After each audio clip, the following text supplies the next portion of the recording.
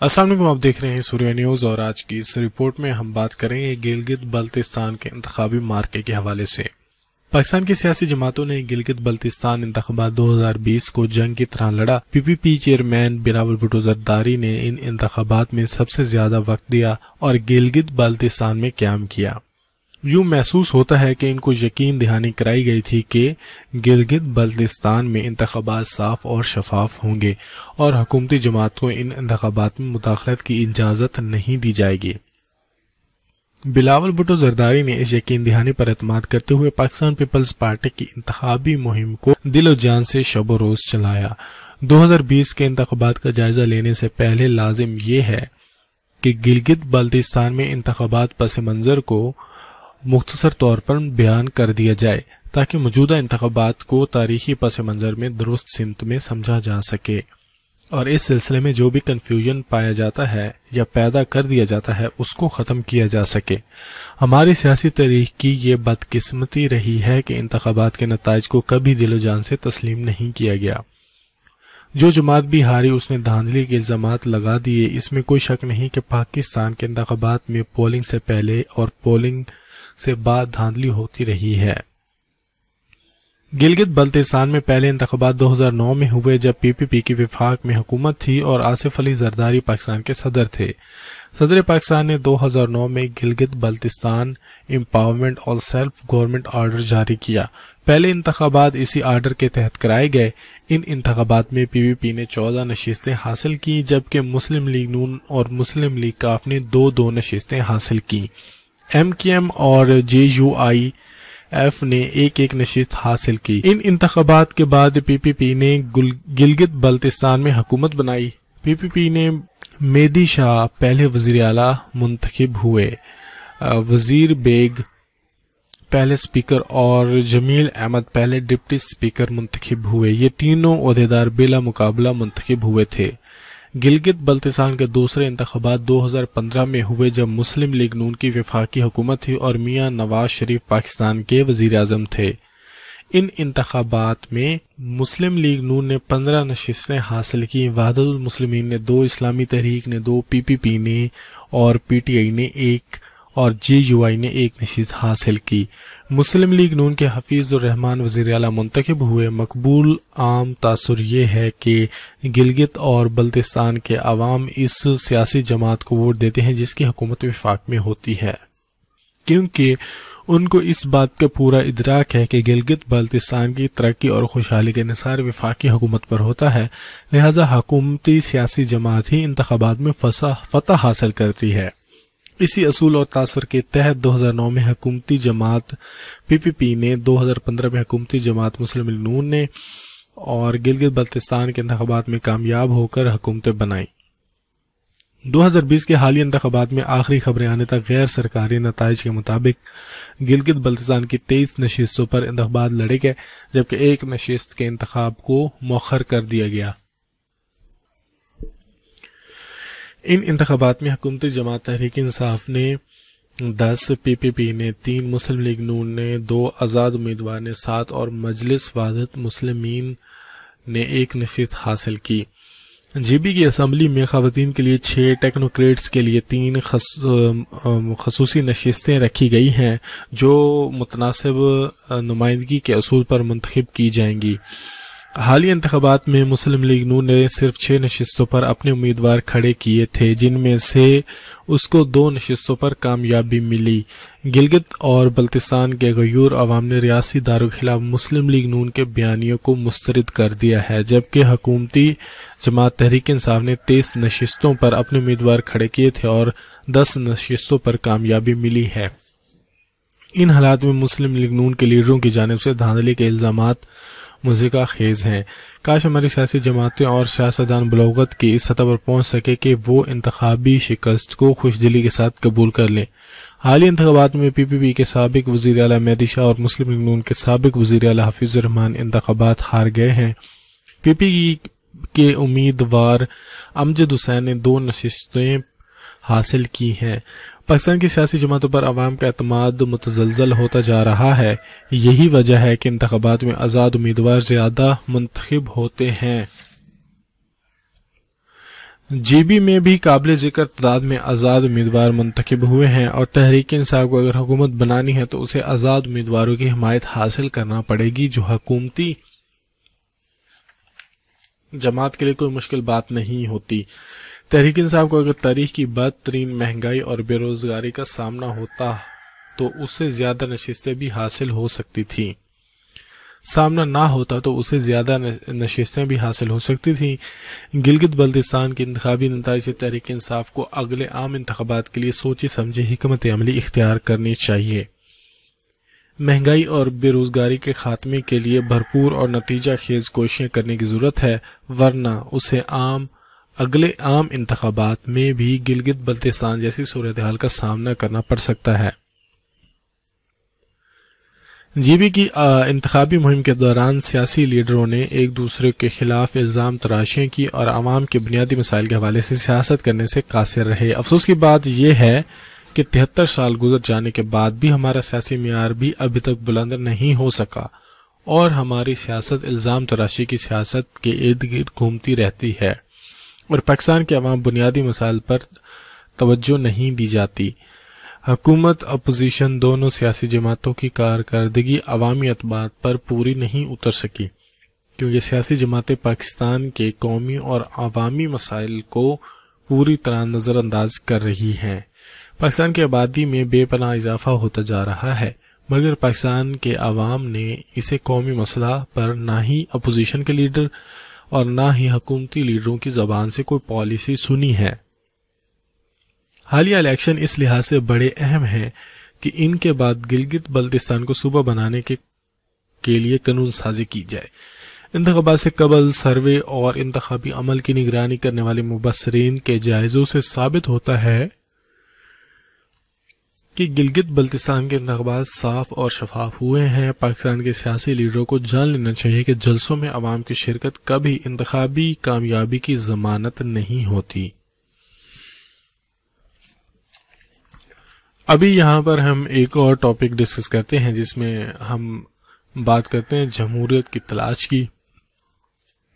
سابق امریکی صدر ابراہم لنکن نے ایک دفعہ جمہوریت کی تعریف کرتے ہوئے کہا کہ عوام کی حکومت عوام کے لیے، عوام کے ذریعے ان ممالک نے جمہوریت تخلیق کی، نافذ کی، اور آج وہ دنیا کے سپر پاور بنے ہوئے ہیں۔ حال ہی میں امریکہ میں ہونے والے عام انتخابات، جن میں انڈین نژاد عورت جمہوری نظام کے ذریعے منتخب ہوئی، کمیلا ہیرس، وہاں کے ترقی پسند روشن خیال جمہوری نظام نے کمیلا ہیرس میں نہ تو ان کا رنگ، نسل، مذہب، مسلک پوچھا، نہ ہی انہوں نے عورت کی حکمرانی کے خلاف فتویٰ دیا، بلکہ جمہوری نظام کے تسلسل کو مانتے ہوئے جمہوریت کا احترام کیا۔ ہمارے ملک میں جمہوری نظام اس قدر کھوکھلا ہے کہ 90% عوام کو جمہوری نظام کا پتہ ہی نہیں کہ جمہوریت ہوتی کیا ہے، اور انہیں یہی پتہ ہے کہ الیکشن ہوتے ہیں، کوئی معروف جاگیردار، سرمایہ دار وڈیرا جس کا علاقے پر پہلے سے مضبوط اثر و رسوخ ہوتا ہے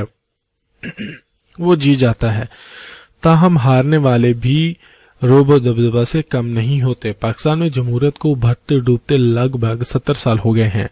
ان 70 سالوں میں جمہوری نظام نے عوام کو کوئی فائدہ نہیں دیا۔ شاید اس کی وجہ یہ بھی ہے کہ ملک میں حقیقی جمہوریت نافذ نہیں ہو سکی۔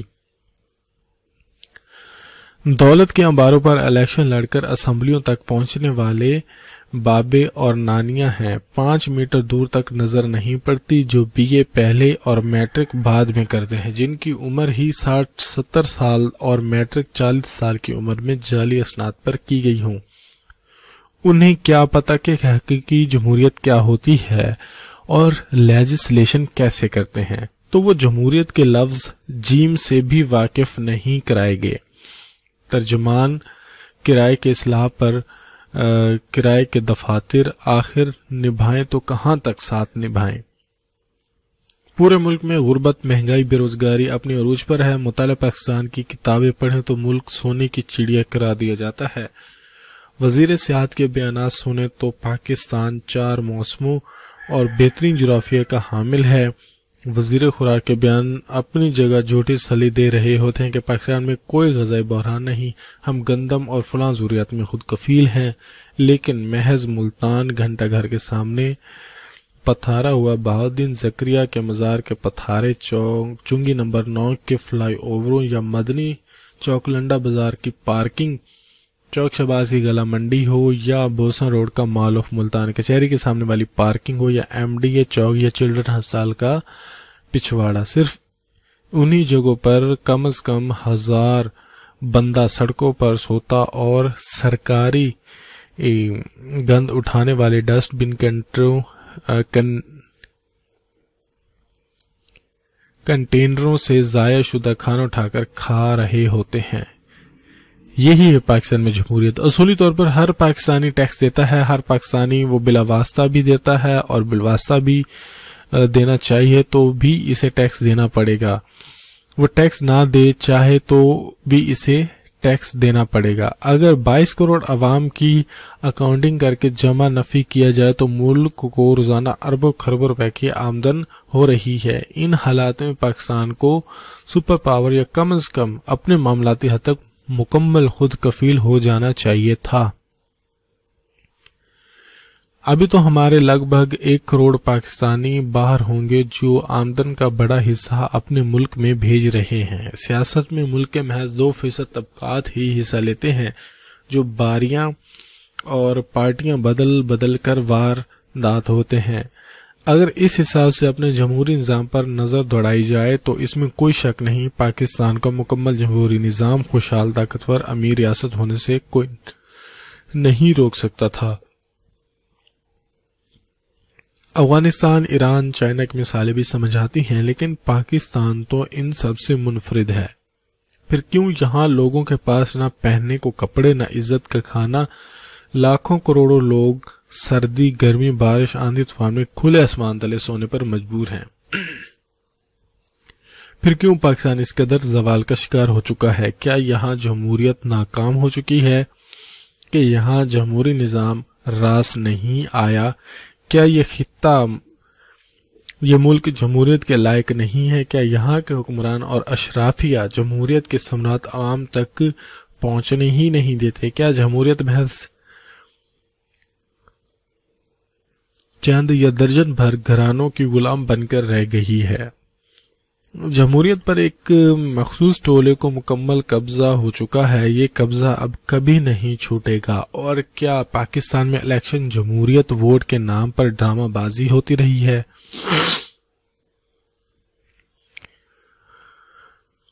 اگر یہ سب یوں ہی چلتا رہا تو آنے والا کل مزید خوفناک ہوگا۔ اب سوال پیدا ہوتا ہے کہ ملک میں جمہوریت کی ناکامی کے ذمہ دار کون ہیں، جس کی وجہ سے جمہوریت آج تک نافذ ہی نہیں ہو سکی؟ کیونکہ اگر حقیقی معنوں میں اس ملک میں جمہوریت ہوتی تو یہاں کے عوام کا معیار زندگی بلند ہوتا، لائف سٹائل درست ہوتا، مذہبی دنگے نہ ہوتے، روٹی کپڑا مکان سب میسر ہوتا، لیکن یہاں تو صورتحال ہی مختلف ہے۔ محض درجن بھر خاندانوں کا پاکستان کی 98% عوام پر مسلسل 70 سالوں سے راج کرتے آنا اور عوام کا پھر انہیں ووٹ ڈالنا حیرت انگیز ہے۔ یا تو عوام اس ماحول کی عادی ہو چکے ہیں یا ووٹ ڈالیں کہیں اور شمار کہیں اور کیے جاتے ہیں، لیکن یہ دونوں صورتحال ہی خوفناک ہیں۔ اپنے معاشرے میں جمہوریت کو بطور ترقی خوشحالی کے نام سے سنا، لیکن جب معاشرے کے سیاسی نظام سے واسطہ پڑا تو جمہوری دور دور تک نظر نہیں آتی۔ جیسا کہ جمہوریت کی تعریف ہے عوام کی حکومت، عوام کے لیے، عوام کے ذریعے، لیکن یہاں ایک وڈیرا سرمایہ دار جاگیردار بن جاتا ہے تو دوسرا مسلط ہو جاتا ہے۔ پاکستان میں اگر حقیقت میں جمہوریت نافذ ہو جائے تو مطلب عوام ووٹ ڈالے، عوام حکمران بنے، عوام کے لیے حکمران بنے، تو پھر شاید تبدیلی کی بہت ہی توقع رکھی جا سکتی ہے۔ اگر یہی تماشا جاری رہا تو پھر جمہوریت نہ تو ساتوں زمینوں میں سے آئے گی اور نہ ہی ساتوں آسمانوں پر، نہ جاپان کے پہاڑوں کے پار، نہ فضاؤں میں موجود ملکی نظام کو کم از کم جمہوری نام نہیں دیا جا سکتا، کیونکہ ان 70 سالوں میں کبھی بھی کہیں بھی جمہوریت نظر نہیں آئی۔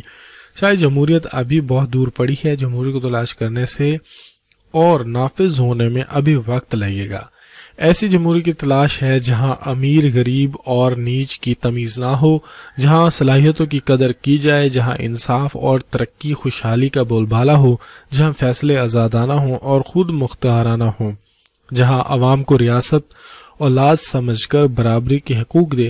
اگر یہ سب ہو گیا تو پھر واقعی جمہوریت ہوگی، اور ان کے نہ ہوتے ہوئے فی الحال جمہوریت کی تلاش جاری ہے کہ جمہوریت کہاں ہے، کہاں ہوتی ہے جمہوریت کی تلاش، تاکہ ہم بھی سمجھیں کہ جمہوریت ہے کیا اور اس کے معنی، کام و مطلب کیا ہے۔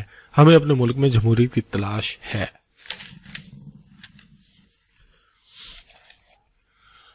اب ہم رخ کرتے ہیں اپنی زرعی ترقی سے مہنگائی میں ہونے والی جو کمی ہے اس کو ہم کیسے بہتر کر سکتے ہیں، مطلب مہنگائی کیسے کم کر سکتے ہیں۔ اس حوالے سے سب سے پہلے سندھ حکومت نے گندم کی امدادی قیمت 2000 روپے من مقرر کی، اور پھر تحریک انصاف کی حکومت پنجاب نے بھی گندم کی قیمت 2000 روپے من مقرر کرنے کی قرارداد کثرت رائے سے منظور کر لی، لیکن وفاقی کابینہ نے اپنی ہی صوبائی حکومتوں کی نفی کرتے ہوئے گندم کی قیمت 1650 روپے فی من رکھنے کا فیصلہ کیا۔ وفاقی حکومت کا یہ اقدام کسان دشمن اقدام ہے۔ اس ریٹ پر تو اخراجات بھی پورے نہیں ہوتے۔ کسان جب اپنا حق مانگنے سڑکوں پر آتے ہیں تو ان پر بدترین تشدد کیا جاتا ہے۔ پاکستان بنیادی طور پر زرعی ملک ہے اور کسان کی خوشحالی سے ہی ملک خوراک میں خود کفیل ہو سکتا ہے۔ وفاقی حکومت کے فیصلے پر نظر ثانی کر کے دونوں صوبائی حکومتوں کے منظور کردہ ریٹ پر گندم 2000 روپے من لینے کا اعلان کرنا چاہیے، کیونکہ غلط حکومتی پالیسیوں کے بعد بیرون ملک سے انتہائی غیر معیاری گندم اور امپورٹ کی جاتی ہے تو وہ بھی 2000 روپے من سے زیادہ پڑتی ہے۔ گنے کی قیمت 210 روپے فی من مقرر کرنا بھی درست نہیں۔ جنرل پرویز مشرف نے 1999 میں گنے کی قیمت 350 روپے من مقرر کی تو پورے ملک میں انتہائی وافر گنا کاشت ہوا اور کسان خوشحال ہونے کے ساتھ ساتھ پاکستان خوراک اور چینی میں خود کفیل ہو گیا۔ لیکن 2008 کے الیکشن کے بعد یوسف رضا گیلانی کی حکومت نے گنے کی قیمت 300 روپے اور پھر بتدریج ہر حکومت نے گنے کی قیمت کم کی جاتی رہی اور اب 210 روپے من قیمت انتہائی کم ہے۔ کسانوں کا استحصال جان بوجھ کر کیا جاتا ہے تاکہ پاکستان خوراک میں خود کفالت حاصل نہ کر سکے، اور پھر ارباب اختیار چیزوں کی قلت کو بہانہ بنا کر بیرون ملک سے آٹا چینی وغیرہ امپورٹ کریں، اور امپورٹ کے سارے عمل میں خریداری سے لے کر شپنگ، ذخیرہ اندوزی، ٹرانسپورٹیشن، فروخت تک ہر مرحلے میں انہیں بھاری کمیشن ملتی ہے۔ لیکن امپورٹ کی گئی گندم اور چینی انتہائی غیر معیاری ہوتی ہے جو عالمی معیار کے تحت قابل استعمال حد تک خراب ہوتی ہے، لیکن ارباب اختیارات کو اس طریقے سے بھاری کمیشن ملتا ہے، اس لیے وہ جان بوجھ کر ایسی پالیسیاں تشکیل دیتے ہیں جس سے کسانوں میں بد دلی پیدا ہو، پاکستان کو ہر سال گندم اور چینی امپورٹ کرنی پڑے۔ جنرل پرویز مشرف نے اپنے دور حکومت میں کسان کانفرنس طلب کی اور کسان رہنماؤں کی تقریب میں اس یقین دہانی پر گندم کی امدادی قیمت کسانوں کے مطالبے کے مطابق مقرر کر دی کہ گندم کے اس ریٹ پر ہم پہاڑوں پر بھی گندم اگا دیں گے اور ملک کو خوراک میں خود کفیل بنائیں گے، اور ایسا ہی ہوا کہ جنرل پرویز مشرف کے دور میں پاکستان خوراک میں خود کفیل ملک بن گیا۔ وفاقی حکومت نے گندم کی قیمت 1650 روپے مقرر کرتے ہوئے یہ جواز پیش کیا کہ یہ اقدام مہنگائی کنٹرول کرنے کے لیے کیا گیا ہے۔ دنیا بھر میں مصنوعی مہنگائی، ملاوٹ، سمگلنگ، ذخیرہ اندوزی پر قابو پانے کے لیے منظم نظام موجود ہے، اور دیگر ممالک میں کوئی بھی شخص مہنگی اشیاء فروخت کرتا پایا جائے تو مقامی حکومتیں اور مقامی انتظامیہ انہیں بھاری جرمانے اور سزائیں دیتی ہے۔ لیکن یہاں مقامی حکومتوں، صوبائی حکومتوں اور انتظامیہ سے لے کر صدر اور وزیر اعظم تک کوئی بھی شخص یا ادارہ اس بات کی ذمہ داری لینے کو تیار نہیں کہ مہنگائی پر کنٹرول کرنا براہ راست کس کی ذمہ داری ہے۔ اس طرح ذخیرہ اندوزی کر کے چیزوں کی قلت سے معاشی فوائد حاصل کرنے والوں کو کون لگام دے گا؟ افغانستان اور دیگر پڑوسی ممالک کو خوراک سمیت دیگر اہم اشیاء کے سمگلنگ کا ذمہ دار کون ہے؟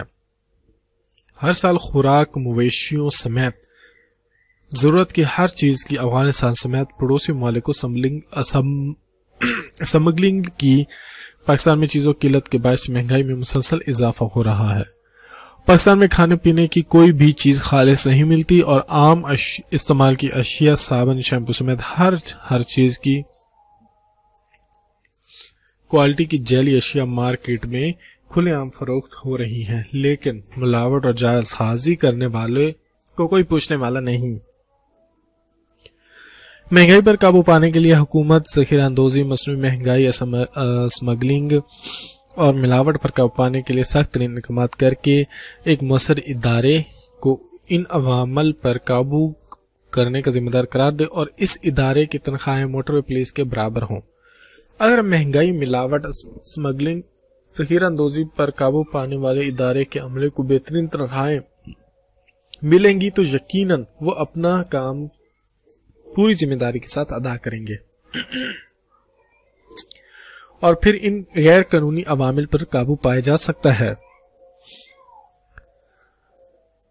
اگر حکومت سختی کر کے مصنوعی مہنگائی، اسمگلنگ، ذخیرہ اندوزی اور ملاوٹ پر قابو پا لے تو یقیناً عوام کو خوراک اور ضرورت کی اشیاء مناسب قیمت پر وافر مقدار میں دستیاب ہوں گی، لیکن یہاں ہمیشہ آسان طریقہ اپنا کر دورس نقصانات کی طرف لے جانے والے اقدامات ہی کیے جاتے ہیں۔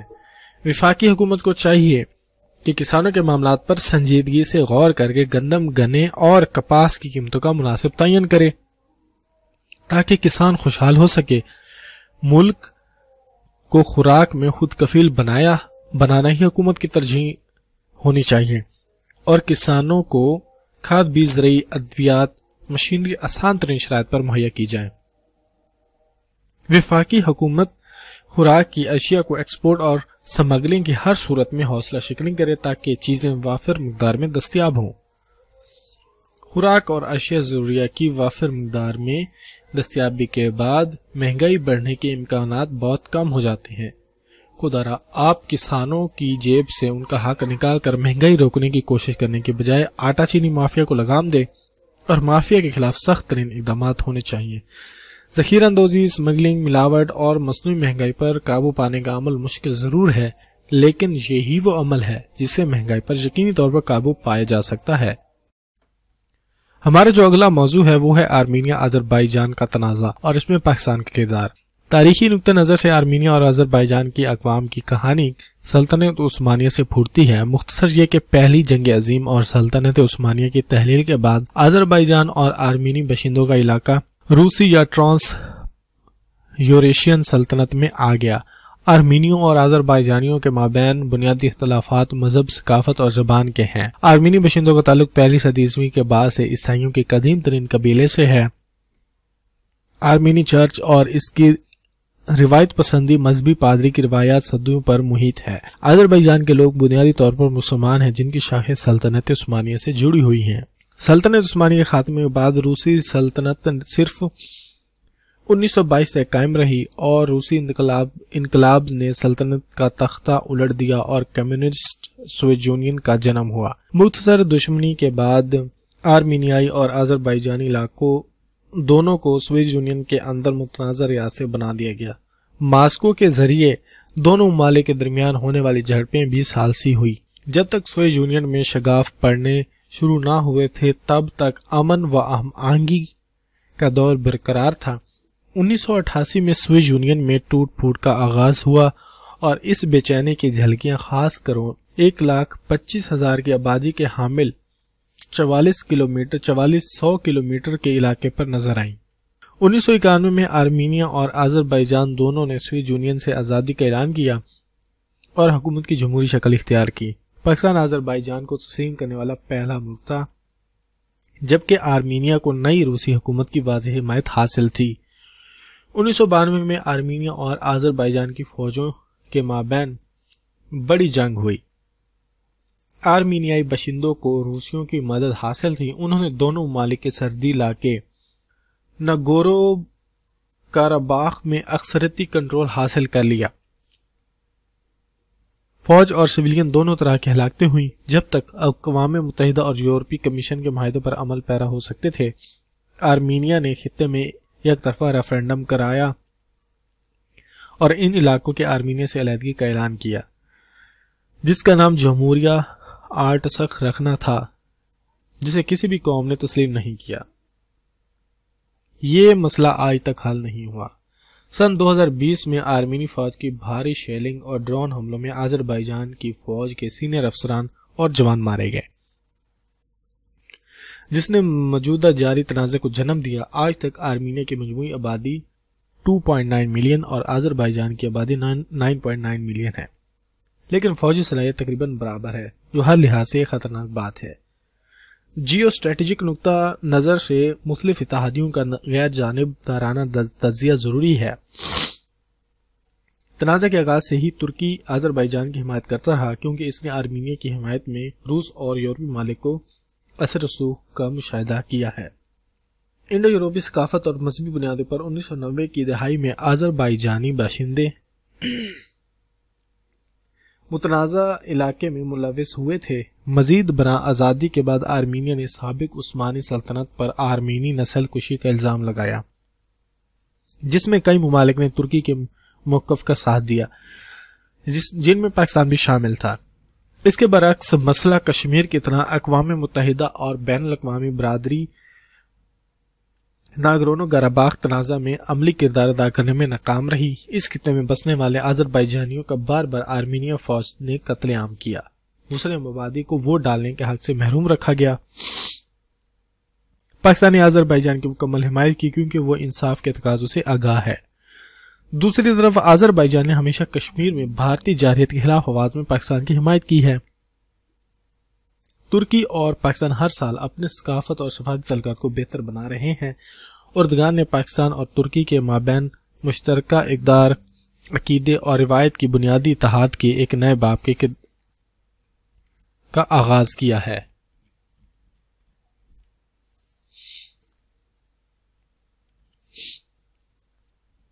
ترک رہنماؤں نے اقوام متحدہ میں بھارت کے خلاف پاکستان کے حق میں بار بار بات کی ہے۔ سری لنکا میں تامل دہشت گردوں کے خلاف پاک فوج نے مہارت، اسلحہ اور مدد فراہم کی۔ اس کے نتیجے میں سری لنکا کے ساتھ پاکستان کے تعلقات تاریخ کے بلند مقام پر ہیں۔ یہ اس حقیقت کی عکاسی ہے کہ سری لنکا چینی اور عبور منصوبے میں اسی باعث جڑا ہوا ہے۔ پاکستان اور سری لنکا دونوں چینی تجارتی اقدام کے کلیدی شراکت دار ہیں۔ آذربائیجان کے معاملے میں ترکی کا اسٹریٹجک مفاد اور مسلمان بھائی ہونے کا رشتہ بنیادی وجوہات ہیں۔ کچھ حلقوں کا خیال یہ بھی ہے کہ پاکستان نے آذربائیجان کو اسلحہ، فوجی مہارت اور سفارتی مدد فراہم کی۔ شاید یہی وجہ تھی کہ باکو ترکی اور پاکستانی جھنڈوں سے بھرا ہوا تھا۔ تعلقات کی اس ساری توسیع میں یہ واضح رہے کہ آذربائیجان اس خطے میں معدنیات، دھاتوں اور ایندھن کے ذخائر کا گڑھ ہے۔ یہ ایک اہم عنصر ہے جو ضرورت کی اس گھڑی میں آذربائیجان کی حمایت کرنے والے ممالک کے لیے بھی پرکشش ہوگا۔ آذربائیجان کے صدر نے پاکستانی عوام کا ان کی مدد کے لیے بار بار شکریہ ادا کیا ہے۔ پاکستان ترقی کی شرح پر گامزن ہے۔ چین اور ترکی جیسے اس کے کلیدی حلیف میدان مار رہے ہیں۔ گوادر میں پاکستان وسط ایشیا اور مشرق وسطی کے ممالک کو ایک ہی تجارتی راہ میں جوڑنے کے لیے پر توڑ رہا ہے۔ گوادر میں اسٹیٹ آف دی آرٹ بحری اڈے اور عبور کے میری ٹائم کے ساتھ ساتھ روڈ نیٹ ورک بھی اہمیت اختیار کر گیا ہے۔ باہمی مفادات کے تحت پاک بحریہ کی چینی فوج کی مدد سے تعمیر نو کی جا رہی ہے۔ اب بہت سے ممالک پاکستان سے اسلحہ خرید رہے ہیں۔ پاکستان کے پانیوں کے تحفظ کے لیے نو تعمیر شدہ مڈ جیٹ آبدوزیں انتہائی موزوں رہیں گی۔ ناگورنو قرباخ ایشو پر حکومت پاکستان کی وابستگی اور اس کا اعتماد عوامی امنگوں کا ترجمان ہے۔ اس طرح کے اعتماد کو صرف ذہین پالیسیوں، اتحاد اور نظم و ضبط کی ضرورت ہے۔ ایسے سفارتی اعتماد سے پتہ چلتا ہے کہ ملک صرف چل نہیں رہا بلکہ ترقی پذیر ہے۔ پاکستان اپنے جیو اسٹریٹجک تعلقات کے محفوظ بنا رہا ہے اور احتیاط کے ساتھ وہ ایسا کر رہا ہے۔ جب وہ برابر مالک کو جارحیت سے بچائے گا تو یقینی طور پر ایسے اتحاد بنائے گا جو مشکل امتحانوں کا مقابلہ کر سکیں۔ واشنگٹن انتظامیہ کی بدنیتی افغانستان میں قیام امن کی امیدوں پر پانی پھرنے لگی ہے۔ صدارتی انتخابات میں ڈونلڈ ٹرمپ کو شکست کے اثر واضح ہوتے ہی امریکی و نیٹو افواج نے दोहा माहिदे की धज्जियां उड़ानी शुरू कर दी। लगभग एक हफ्ते से नेटो अफवाज ने अफगानिस्तान फौज की फजाई मदद जारी रखी हुई है। अमेरिका ने 6 नवंबर को 6 से ज़ायद छोटी बख्तरबंद गाड़ियों, भारी तादाद में एमुनेशन और दीगर फौजी साजो सामान भी अफगानिस्तान फौज के हवाले कर दिया, जो दोहा माहिदे की खुली खिलाफ वर्जी है। एक रिपोर्ट के मुताबिक ट्रंप की शिकस्त में अहम किरदार अमेरिका में मौजूद ताकतवर और इंतहाई बारसूनी लाबी ने अदा किया है। ट्रंप ने सहूनी लाबी की नाराजगी की वजूहात पर सरफहरिस्त अमेरिकी सदर का अफगानिस्तान से अपनी अफवाजी इनखला का फैसला था। भारतीय इमा पर सहूनी लाबी अफगानिस्तान से इत्तेहादी अफवाज का इनखला भी नहीं चाहती थी, जबकि ट्रंप फौजी इनखला के हामी थे और उन्हें यह अमल शुरू कर ही दिया था। तमाम जो बाइडन के आने से अफगानिस्तान में अमन अमल खतरे में पड़ गया है। इस बात के कभी इम्कानात हैं कि तालिबान पर वादे और मुआहदे पर भी अमल ना करने का इल्जाम लगाकर दोहा मुआहदा सिरे से ही मंसूख कर दिया जाए। दूसरी जानिब अफगानिस्तान तालिबान भी इस सूरत हाल को बारीक बीनी से देख रहे हैं कि अपनी आइंदा की हिकमत अमली तय कर चुके होंगे। यही वजह है कि तालिबान ने नौ मुंतखब अमरीकी सदर जो बाइडन की जीत पर उन्हें मुबारकबाद नहीं दी, बल्कि इनके तर्जमान ने इस उम्मीद का इजहार किया है कि अमरीकी सदर अमन मुआहदे पर अमल दरामद को यकीनी बनाएंगे। ज़बीहुल्लाह मुजाहिद की जानिब से जारी बयान में कहा गया है कि अमरीकी इंतखाबात और इंतजामात की तब्दीली अमरीका का दाखिली मसला है। अमारात इस्लामिया और अमरीका के दरमियान तयशुदा दोहा मुआहदे जंग के खात्मे और दोनों ममालिक के बेहतरीन मुस्तकबिल के लिए एक बेहतरीन दस्तावेज है। अमारात इस्लामिया ने अमरीकी सदर और मुस्तकबिल की इंतजामिया पर जोर देना चाहती है कि इस मुआहदे पर अमल दरामद दोनों ममालिक के दरमियान तनाज़े खात्मे का अहम जरिया है। अफगानिस्तान से तमाम अमरीकी अफवाज के इनखला हमारे मुल्क में अदम मुदाखलत और अफगानिस्तान की सरजमीन को अमरीका के खिलाफ इस्तेमाल ना होने देना हमारी अवाम और कौम दोनों के मफाद में है। हम अपनी तरफ से मुआहदे के पाबंद हैं। अमरीकी सदर और इंतजामिया को अपने ज़ाती मफादात के हसूल और इक़्तिदार पर काबिज रहने के लिए जंग को जारी रखने के ख्वाहिशमंद हलकों, अफराद और ग्रोहों से मुतात रहने की ज़रूरत है। तालिबान के इस बयान से अंदाज़ा होता है कि अगर उन्हें भी नई अमरीकी इंतजामिया के इरादों की धनगन मिल गई है कि वो अफगानिस्तान से इत्तेहादी अफवाज के इनखला रोकने का प्लान बना चुकी है। इस प्लान को पहले ही पेंटागन की सपोर्ट हासिल थी, ताहम ट्रंप इससे इनकारी थे। ट्रंप ने दिसंबर में क्रिसमस तक तमाम अमरीकी अफवाज को वापस बुलाने का ऐलान कर रखा था, ताहम नई अमरीकी इंतजामिया के आने के बाद इस अमल में रुकावट का खदशा पैदा हो गया है, क्योंकि नेटो ने अफगानिस्तान नेशनल आर्मी की मदद करना शुरू कर दी है, जो कबल-ए-ज़ी पर रोक दी गई थी। ये इस बात का वाज़ेह इशारा है कि नई अमरीकी इंतजामिया अफगानिस्तान से मुकम्मल फौजी इनखला का इरादा नहीं रखती। इसके नतीजे में तालिबान से किया जाने वाला अमन मुआहदा मुतासर हो सकता है, जबकि 20 से 21 हज़ार मुसल्लह तरबियत याफ्ता ब्लैक वाटर अजीज़ सर्विसेज के अरकान भी अफगानिस्तान में तैनात किए जा चुके हैं। अब इनकी कार्रवाइयाँ तेज़ हो जाएंगी और ये तरबियत याफ्ता अरकान अफगानिस्तान नेशनल आर्मी के साथ मिलकर तालिबान से लड़ेंगे। इधर बैरूनी हमला आवरों का अशरों से डटकर मुकाबला करने वाले तालिबान ने भी हरीफ के हर पैंतरे का तोड़ सोच रखा है। वो जानते हैं कि जंग बंदी मुमकिन बनाने के लिए जंगी जनून में मुब्तला दुश्मन को उसी की ज़बान में जवाब देना ज़रूरी है। गुज़श्ता दिनों उन्होंने इस हिकमत अमली का कामयाब मुजाहरा भी कर दिया। काबुल के करीब एक फ़ज़ाई हमले में 40 से ज़ायद अफगान फौजी हलाक हुए। ज़िला पगमान में फौजी यूनिट को में नस्ब बम से निशाना बनाया गया। कार्रवाई अरखदानी के इलाके में की गई, जिसमें दर्जन अफसरान व एहलकार ज़ख्मी भी हुए। तालिबान ने कंदोज, नंदरबारा, गजनी और पखारा में अफगान फौज की चौकियों पर धावा बोला। ये कार्रवाइयाँ उस अमरीकी अमर की जानिब वाज़ेह इशारा कर रही हैं कि अगर अमरीकी व नेटो अफवाज अफगानिस्तान की फोर्सेस की मदद कर रही हैं तो मुस्तकबिल में इन्हें भी निशाना बनाया जा सकता है। ये तालिबान क़यादत का सब्र, तहम्मुल और कौलो फेल की पासदारी भी है कि दोहा मुआहदा अब तक बरकरार है। یہ معاہدہ ممکن بنانے میں اہم ترین کردار پاکستان نے ادا کیا تھا، جبکہ روس، ترکی، ایران اور قطر کی سفارتی کوششیں بھی معاون رہیں۔ حالیہ بگڑتے ہوئے منظرنامے نے نہ صرف پاکستان بلکہ مذکورہ ممالک کا فرض بنتا ہے کہ وہ آگے بڑھ کر ثالثی کا عمل دوبارہ سے شروع کر دیں۔ بالخصوص اسلام آباد اور تہران پر یہ ذمہ داری بڑھ جاتی ہے، کیونکہ دونوں ممالک کی ترقی خوشحالی کے لیے خطے میں امن ضروری ہے، اور جب تک افغانستان کو دامن سلگتے رہیں گے اس کی آگ پورے خطے کو لپیٹتی رہے گی۔ وزیراعظم عمران خان سے گورنر پنجاب چودھری محمد سرور نے ملاقات کی ہے۔ موجودہ صورتحال میں گورنر پنجاب کی وزیراعظم سے ملاقات نہایت اہمیت کی حامل ہے، کیونکہ ملک بھر میں پاکستان ڈیموکریٹک موومنٹ کے جلسوں اور حکومت مخالف اتحاد میں نہ صرف شدت آ رہی ہے بلکہ ہر گزرتے دن کے ساتھ ساتھ معاملات بگڑتے جا رہے ہیں۔ اس سیاسی عدم استحکام کو ختم کرنے یا سیاسی درجہ حرارت میں کمی کے لیے گورنر پنجاب چودھری محمد سرور کو اہم ذمہ داری سونپ دی گئی ہے۔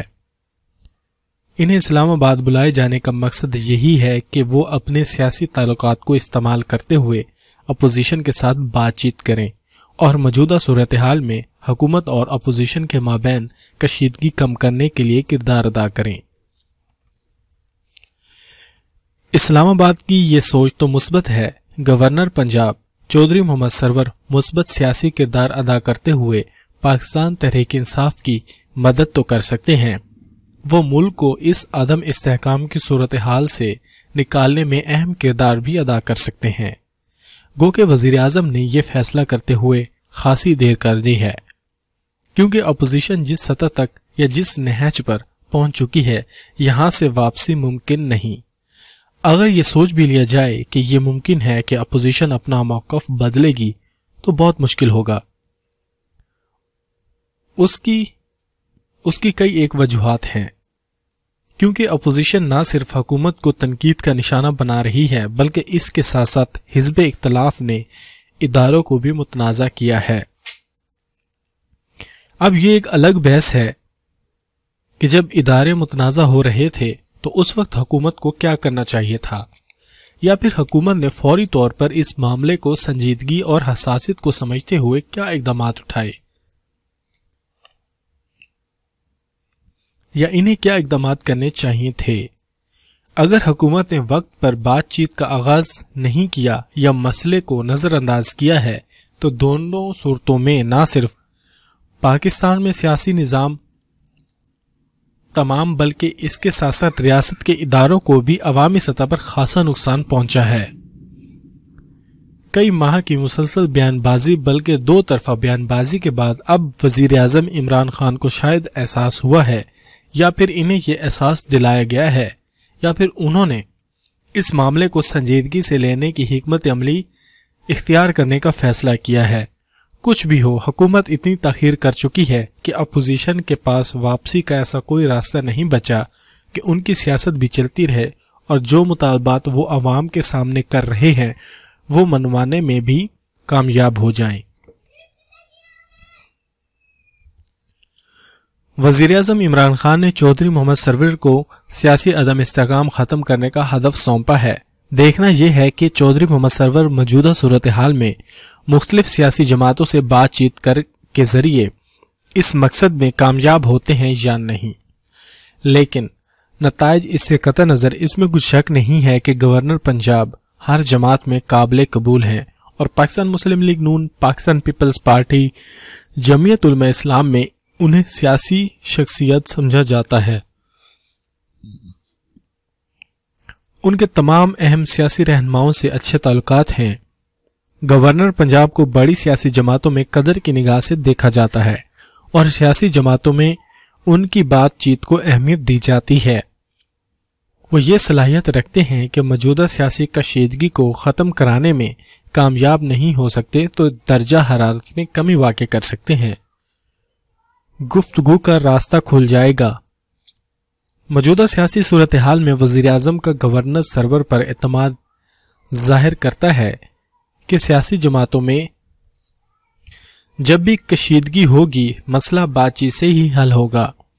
اس لیے یہ ذہن میں رکھیں کہ آپ کے پاس ایسے لوگ ضرور ہونے چاہیے جو نہ صرف اچھی سیاسی شہرت کے حامل ہوں بلکہ اس کے ساتھ ساتھ تمام بڑی سیاسی جماعتوں میں تو انہیں قدر کی نگاہ سے دیکھا جاتا ہو۔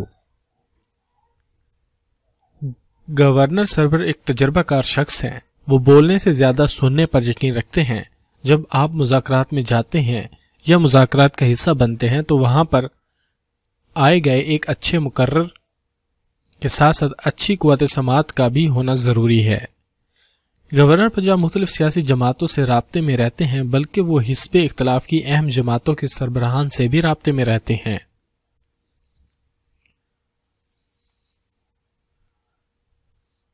مذاکرات کے وقت اچھی گفتگو، اچھی سیاسی سوچ، اچھے ذاتی تعلقات کام آتے ہیں، کیونکہ آپ اچھی گفتگو کو نظر انداز کر دیں گے، اچھی سوچ کو بھی نظر انداز کر دیں گے، لیکن اچھے سیاسی تعلقات کو کبھی نظر انداز نہیں کریں گے، کیونکہ سیاسی تعلقات ذاتی تعلقات اور سیاست کی بنیاد پر ہوتے ہیں، اور سیاستدانوں کے لیے سب سے اہم سیاسی عمل کا چلتا رہنا ہی ہے۔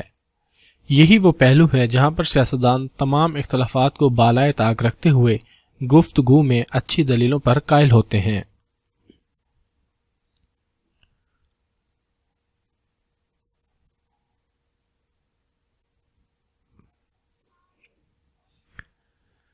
صرف یہی نہیں کہ آپ اچھے حکومتی عہدے پر ہوں تو لوگ آپ کی بات سنیں گے۔ سیاسی لوگوں سے بات چیت کے لیے ہر وقت اچھے عہدوں کی بجائے اچھے سیاسی پس منظر اور اچھی سیاسی سوچ کا ہونا زیادہ اہمیت رکھتا ہے۔ حالات کو دیکھتے ہوئے وزیر اعظم عمران خان نے ایک اچھا انتخاب ضرور کیا ہے۔ اب دیکھنا یہ ہے کہ ان کے پاس مینڈیٹ کیا ہے اور وہ کس بنیاد پر یا کون سے اصول و ضوابط کے ساتھ ان نکات کو سامنے رکھتے ہوئے اپوزیشن کے ساتھ بات چیت کریں گے۔ اگر حکومت مفاہمت کا راستہ اختیار کرتی ہے تو پھر سیاسی لوگوں کو کہیں نہ کہیں تو سہولت فراہم کرنا پڑتی ہے۔ گورنر سرور کی موجودگی میں یہ تو کہا جا سکتا ہے کہ وہ فریقین کے مابین تلخیوں کو ختم کرانے میں کردار ادا کر سکتے ہیں اور وہ اس کی اہلیت بھی رکھتے ہیں، لیکن جب وزیر اعظم عمران خان گورنر پنجاب کو یہ ہدف دے چکے ہیں یا اگر حکومت یہ سمجھتی ہے کہ اس نے حزب اختلاف کی جماعتوں کے ساتھ بات چیت کے ذریعے مسائل کو حل کرنا ہے اور پارلیمنٹ کی عزت اور توقیر کو بھی برقرار رکھنا ہے تو اپوزیشن کو مشاورت میں شامل کرنا چاہیے۔ وزیر اعظم عمران خان کی اپنے زبان دراز وزیران کو بھی پابند بنانا ہوگا کہ وہ غیر ضروری گفتگو سے گریز کریں، منطق کے بغیر کوئی بات نہ کریں، حزب اختلاف کی قیادت پر ذاتی حملے کرنا بند کریں اور اپوزیشن جماعتوں کے ساتھ سیاسی رہنماؤں کے بارے میں تضحیک آمیز الفاظ کا استعمال ترک کر دیں۔ یہ بات تو طے ہے کہ سیاسی عدم استحکام یا سیاسی محاذ آرائی کی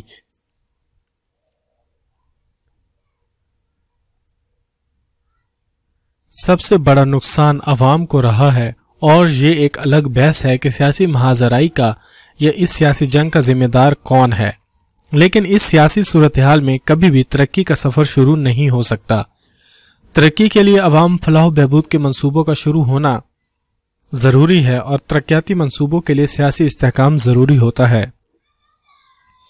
جب حکومت اور اپوزیشن ہر وقت ایک دوسرے کو برا بھلا کہتے رہیں اور سارا وقت بیانات جاری کرنے یا بیانات کا جواب دینے میں صرف کریں گے تو پھر ترقیاتی کاموں کا صرف خواب ہی دیکھا جا سکتا ہے۔ اس صورتحال میں جبکہ ہر طرف استعفوں کی بارش ہو رہی ہے، بیانات کی منڈی لگی ہوئی ہے، خود کو اس صورتحال میں خاموش رہنے اور اپوزیشن کے ساتھ بامقصد اور بامعنی گفتگو اور مذاکرات کرنے کی ضرورت ہے۔ چودھری محمد سرور اس سلسلے میں مؤثر کردار ادا کر سکتے ہیں۔ ان کی سیاسی سوجھ بوجھ سیاسی تعلقات سے فائدہ اٹھانا چاہیے، گو کہ ماضی میں حکومت نے مسئلہ کشمیر کے معاملے پر پنجاب میں چودھری محمد سرور کی صلاحیتوں اور بیرونی دنیا میں ان کے تعلقات سے فائدہ نہیں اٹھایا، اس کا نقصان بھی پاکستان کو برداشت کرنا پڑتا ہے، اور وزیر اعظم عمران خان نے انہیں یہ مشن سونپا ہے تو پھر کام کرنے میں آزادی بھی ملنی چاہیے۔ حکومتی وزراء اور مشیران ہر روز ناشتے کے وقت پر دوپہر کے کھانے میں اور پھر رات کے کھانے میں ایک ویڈیو بیان جاری کرتے رہیں گے تو یہ سیاسی اختلافات کبھی ختم نہیں ہو سکتے۔ حکومت کو یہ بھی سوچنا چاہیے کہ انہوں نے صرف سیاسی مخالفین کے ساتھ ہی معاملات کو آگے نہیں بڑھانا، بلکہ کچھ وعدے انہوں نے عوام سے بھی کیے ہیں۔ اگر پاکستان تحریک انصاف عوام سے کیے گئے وعدے پورا کرنا چاہتی ہے تو پھر اسے ہر وقت ڈنڈا لے کر حزبی اختلاف کے پیچھے پھرنے کے بجائے سیاسی رواداری کو آگے بڑھانا چاہیے۔ وزیر اعظم عمران خان نے ایک بار پھر وزارتوں میں تبدیلی کی ہے۔ اس مرتبہ نہایت غیر ذمہ دار اور ناکام وزیر شیخ رشید کو سب سے اہم وزارت داخلہ سونپ دی ہے۔ شیخ رشید پرانے سیاستدان ہیں اور سیاسی جماعتوں میں ان کی پرانی دوستیاں اور دشمنیاں بھی ہیں۔ اس وزارت میں اگر وہ سیاسی دشمنوں کو ٹھکانے لگانے میں مصروف ہو گئے تو حکومت کے مسائل میں اضافہ ہوگا، اور وہ پاکستان ریلوے سے 7-8 درجن حادثات اور سینکڑوں قیمتی جانوں کا بوجھ لے کر ریلوے سے وزارت داخلہ منتقل ہو رہے ہیں۔ انہیں اپنی زبان پر کوئی قابو نہیں ہے، اور پاکستان تحریک انصاف کو حکومت کی اب تک جن تنازعات میں مسائل کا سامنا رہا ہے ان میں سب سے بڑا مسئلہ وزراء کی زبان درازی ہے۔ غیر محتاط گفتگو کرنے والوں میں دیکھا جائے تو شیخ رشید نمایاں نظر آتے ہیں۔ وزارت چلانے میں تو انہیں ایک نمبر بھی نہیں دیا جا سکتا، لیکن زبان چلانے میں دور دور تک ان کا کوئی مقابل نہیں ہے۔ اب انہیں یہ سمجھنا ہوگا کہ وزیر داخلہ کا ہر لفظ ایک حکم کا درجہ رکھتا ہے، اور اگر یہاں پر بھی انہوں نے وہی طرز عمل یا وہی رویہ اختیار کیا تو یقیناً حکومت کے لیے بہت مسائل پیدا ہوں گے۔ ان کی یہ نئی ذمہ داریاں ایک طرح سے سینیٹر شبلی فراز پر عدم اعتماد بھی ہے۔ وزیر اعظم عمران خان شبلی فراز کو ہٹانا بھی نہیں چاہتے، لیکن یوں محسوس ہوتا ہے کہ ان کی کارکردگی سے خوش بھی نہیں ہیں۔ اب غیر اعلانیہ طور پر شیخ رشید وزیر داخلہ اور وزارت اطلاعات کا کردار نبھائیں گے۔ وہ مکمل طور پر حکومتی بیانیے یا صورتحال بدل رہی ہوگی اس پر اپنے خیالات کا اظہار کریں گے تو وزیر اطلاعات کے بولنے کی ضرورت باقی نہیں رہے گی۔ شیخ رشید اگر وزارت داخلہ کو وہیں سے چلاتے رہے جیسے انہوں نے ریلوے کو چلایا ہے یا جلایا ہے تو پھر بھی تباہی کا امکان زیادہ ہے۔ وزیر ریلوے کی حیثیت سے انہوں نے ریل گاڑیوں کو تباہ کیا ہے، وزیر داخلہ کی حیثیت سے وہ ملک کے سیاسی عمل کو تباہ کر سکتے ہیں۔ دیکھنا یہ ہے کہ وہ کام کتنی تیزی کے ساتھ کر سکتے ہیں۔ اگر وہ کامیاب ہونا چاہتے ہیں تو کم از کم دشمنی کے بجائے وزارت کو میرٹ پر چلانا ہوگا، بالکل ایسے ہی جیسے وزیر اعلیٰ پنجاب عثمان بزار صوبے کو چلا رہے ہیں۔ وزیر اعلیٰ پنجاب کی کارکردگی کے حوالے سے تو بات چیت کی جا سکتی ہے، لیکن انہوں نے سیاسی انتقام یا سیاسی مخالفین کو ہدف بنانے کی عادت نہیں بنائی، بلکہ انہوں نے درمیانی راستے اختیار کرتے ہوئے سیاسی حریفوں کو بھی سیاست کی اجازت دی ہے اور قانون پر عمل درآمد کی بھی کوشش کی ہے۔ یہ ان کی بہتر سیاسی سوچ ہے۔ اگر شیخ رشید جارحانہ انداز میں ہی بیانات جاری کرتے اور احکامات جاری کرتے رہے تو پھر پاکستان ڈیموکریٹک موومنٹ کے ساتھ سیاسی محاذرائی تحریک پر تشدد کارروائیوں میں تبدیل ہو سکتی ہے۔ اس صورتحال میں شیخ رشید کو سب سے پہلے غیر ضروری بیانات اور غیر ذمہ دارانہ رویہ سے باہر نکل کر 22 کروڑ لوگوں کے ملک کے وزیر داخلہ کی حیثیت سے کام کرنا ہوگا۔ صوبائی دارالحکومت میں ہونے والے افسوسناک واقعے کو بروقت کنٹرول کر کے ناکام بنا دیا گیا اور شاہدرہ سے راہ کے 5 غیر ملکی دہشت گرد کو گرفتار کر کے بارودی مواد، اسلحہ، پاکستانی، افغانی اور بھارتی ویزے درخواست فارم برآمد کر لیے گئے۔ ان دہشت گردوں کو حملے کا ٹاسک جلال آباد افغانستان میں دیا گیا تھا۔ Counter terrorism department city D A نے خفیہ اطلاع پر کارروائی کرتے ہوئے پی ڈی ایم نے عوامی جلسوں کے جوش و خروش سے متاثر ہو کر اسمبلیوں سے مستعفی ہونے کا اعلان کر دیا ہے اور فیصلہ کیا ہے کہ 31 دسمبر تک پی ڈی ایم کی جماعتوں سے تعلق رکھنے والے اراکین قومی و صوبائی اسمبلی اپنے استعفے پی ڈی ایم کے صدر مولانا فضل الرحمان کے پاس جمع کروا دیں۔ مولانا کو یہ اختیار دے دیا گیا ہے کہ جب وہ مناسب سمجھیں اراکین اسمبلی کے استعفے اسپیکر قومی و صوبائی اسمبلی کو پیش کر دیں۔ تجزیہ نگاروں کے مطابق یہ سب حکومت کو دباؤ میں لانے کے حربے ہیں۔ مارچ 2021 سینٹ انتخابات سے اب انتخابات نے اپوزیشن جماعتوں کے لیڈروں کی راتوں کی نیندیں حرام کر رکھی ہیں۔ ان کو یقین ہے کہ اگر مارچ میں سینٹ کے انتخابات ہو جائیں تو تحریک انصاف کو سینٹ میں اکثریت حاصل ہو جائے گی۔ تحریک انصاف اپنی سیاسی منصوبہ بندی کے تحت آئینی ترامیم منظور کرا لے گی، جس کے بعد عمران خان ایک مضبوط وزیر اعظم بن کر سامنے آئیں گے۔ اپوزیشن کے لیے ان کا مقابلہ کرنا بہت مشکل ہو جائے گا۔ پی ڈی ایم کی جماعتوں کو شدید خواہش ہے کہ کسی نہ کسی طرح سے سینٹ کے الیکشن التوا کا شکار ہو جائیں، اور اپنی اسی خواہش کے پیش نظر انہوں نے قومی اسمبلی سے مستعفی ہونے کا فیصلہ کیا ہے، اور ان کا خیال ہے کہ ان استعفوں کے بعد سینٹ کے انتخابات ممکن نہیں رہیں گے۔ پاکستان کے سیاستدان چونکہ سیاسی بصیرت اور بلوغت کے اعتبار سے ماہرین نہیں ہیں، اس لیے وہ اعلان پہلے کر دیتے ہیں اور پھر اس اعلان کے نتائج کے بارے میں سوچتے بعد میں ہیں۔ قابل اعتماد ذرائع کے مطابق پی پی پی کے لیڈروں نے استعفوں کے بارے میں اپنے تحفظات اور خدشات کا اظہار کیا ہے اور کہا ہے کہ یہ فیصلہ کرنے سے پہلے ہمیں اس کے نتائج اور سیاسی مضمرات پر سنجیدگی کے ساتھ غور کر لینا چاہیے اور آئینی و قانونی ماہرین کے ساتھ مشاورت بھی کرنی چاہیے۔ مسلم لیگ نون جو کہ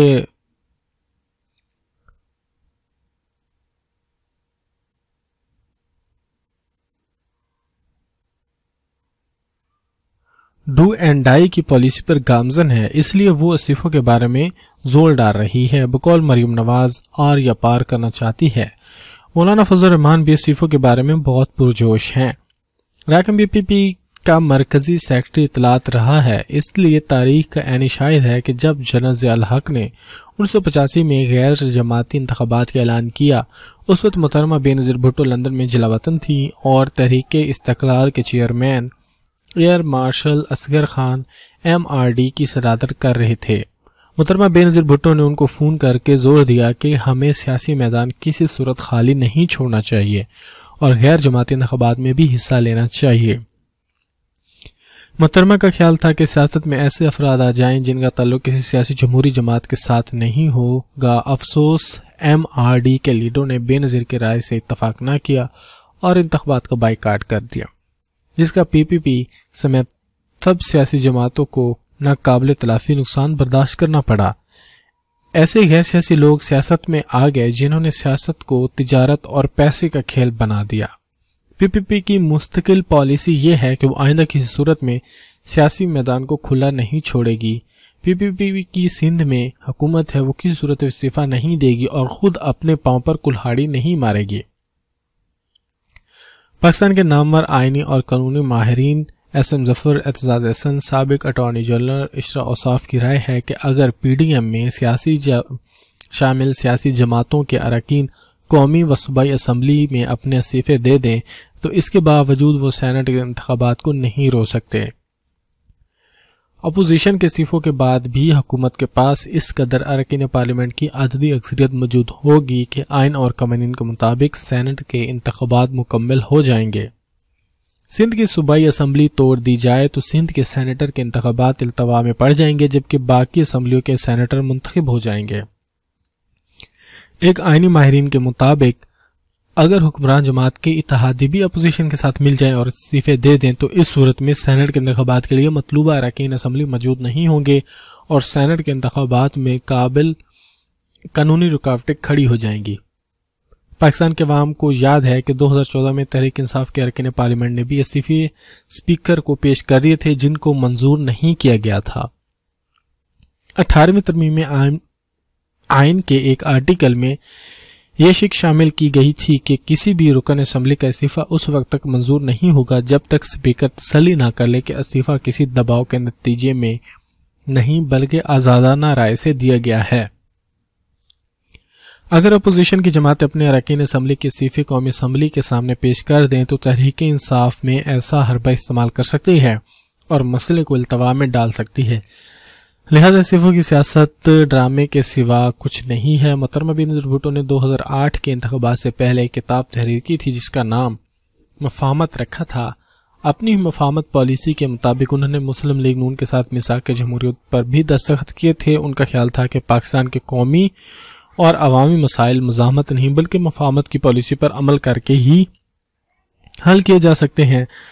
اپنی شہید لیڈر کی اسی پالیسی کے مطابق پیپلز پارٹی کسی صورت مزاحمت کی پالیسی پر عمل کرتے ہوئے کوئی انتہا پسندانہ اقدامات نہیں اٹھائے گی۔ حکمران اشرافیہ نے سوچی سمجھی سکیم کے تحت قوانین کو شفاف اور واضح نہیں رکھا تاکہ ان کے اپنے سیاسی ایجنڈے کے مطابق استعمال کیا جا سکے۔ سیاستدانوں کے قول و فعل کا تضاد آئے روز عوام کے سامنے آتا رہتا ہے، مگر افسوس پاکستان کے عوام اسے نظر انداز کر دیتے ہیں۔ مسلم لیگ نون کے مرکزی لیڈر میاں محمد نواز شریف نے واضح طور پر یہ اعلان کیا تھا کہ وہ کسی صورت اسٹیبلشمنٹ کے ساتھ بات چیت نہیں کریں گے۔ اب مسلم لیگ نون سیاسی مصلحتوں کے تحت اپنے اس بیانیے کو تبدیل کر لیا ہے۔ مسلم لیگ نون کا نیا موقف یہ ہے کہ وہ وزیر اعظم کے ساتھ مذاکرہ نہیں کریں گے، البتہ وہ اسٹیبلشمنٹ کے ساتھ مذاکرات کرنے کے لیے تیار ہیں۔ یہ سیاسی بیانیے کا کھلا تضاد ہے جس پر پاکستان کے عوام کو سنجیدہ توجہ دینے کی ضرورت ہے۔ پی ڈی ایم کا دوسرا کھلا تضاد یہ ہے کہ ایک جانب وہ یہ موقف کر رہی ہے کہ اپوزیشن جمہوریت کو مستحکم کرنے کے لیے تحریک آزادی چلا رہے ہیں، مگر دوسری جانب وہ ایسے راستے گامزن پہ ہے جو جی ایچ کیو کی طرف جاتا ہے۔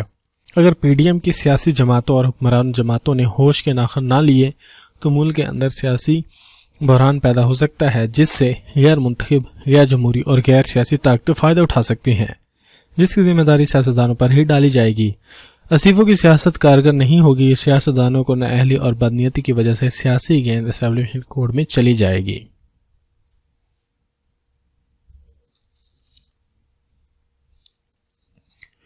دوسری جانب پی ڈی ایم کی قیادت نے 8 دسمبر کو آریہ پار کا دعویٰ کیا تھا۔ وہ دن گزر اور کئی دن گزر گئے، کچھ بھی آریہ پار نہیں ہوا۔ اگر ہوا ہے تو صاحب نظر والوں نے دیکھا ہوگا، آر اور پار کے درمیان وچکار بھی ہوتا ہے۔ مولانا نے بڑے وثوق اور مدبرانہ انداز میں فرمایا تھا، دسمبر میں حکومت کو نہیں دیکھ رہا ہوں مگر دسمبر آیا اور گزر رہا ہے۔ محترمہ مریم نواز صاحبہ کو جرمنی کے آگے حکومت جاتی نظر آ رہی ہے۔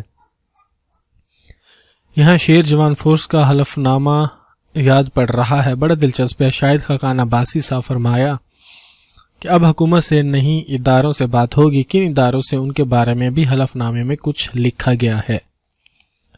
میں حلفاً اقرار کرتا یا کرتی ہوں ووٹ کے تقدس کی بحالی کے لیے قیادت کے ہر پروگرام میں حاضر ہونے کا پابند اور مقاصد کے حصول تک قیادت کی ہر آواز پر ہمہ وقت تیار رہوں گا۔ ووٹ کی عزت کی خاطر ریاستی اداروں سے خوف کو پس پش ڈالتے ہوئے ٹکراؤ سے دریغ نہیں کروں گا۔ ہر پروگرام میں نظم و ضبط کی پاکستانی قانون کے مطابق ملحوظ خاطر رکھوں گا۔ قیادت کے ہر فیصلے پر بغیر کسی سرخم تسلیم کروں گا۔ بیرون ملک علاج کی غرض سے مقیم قیادت کو زبردستی پاکستان لانے کے اقدامات کیے گئے تو اس کی مخالفت پر جیل جانے سے بھی پیچھے نہیں ہٹوں گا۔ سوشل میڈیا پر قیادت کے بیانیے کی تشہیر کے لیے ہر دم موجود رہوں گا۔ کسی بیانیے یا فیصلے سے پیچھے ہٹنے کا اختیار صرف قیادت کے پاس ہوگا۔ میں ہر فیصلے کا خیر مقدم کروں گا۔ اس حلف نامے کی شق نمبر 2 میں کیا پیغام ہے، اس پر ذرا غور اور بی بی سی انڈین کرونلز بھی ملاحظہ فرما لیجیے۔ اب بہت سے لوگوں کو نظریں مینار پاکستان اور پی ڈی ایم جلسے پر لگی ہوئی ہیں۔ یہ جلسہ کتنا بڑا ہوا اس کا فیصلہ جلسے دے کے وقت ہو گیا۔ پی ڈی ایم کی 10 جماعتیں، جی ہاں اب 10 ہیں، پی ڈی ایم کو مولانا نے دھکے دے کر نکال دیا۔ جب پی ٹی ایم حقارت سے مولانا فضل الرحمان کی سربراہی میں اتحاد کو دھتکار چلی گئی۔ گلے مل کر تو داغ نہیں ہوئے ہوں گے، مگر ایسا بھی ہو سکتا ہے کیونکہ ہماری سیاست میں شیر اور پی پی پی ایک گھاٹ پر پانی پی سکتے ہیں تو کچھ بھی ہو سکتا ہے۔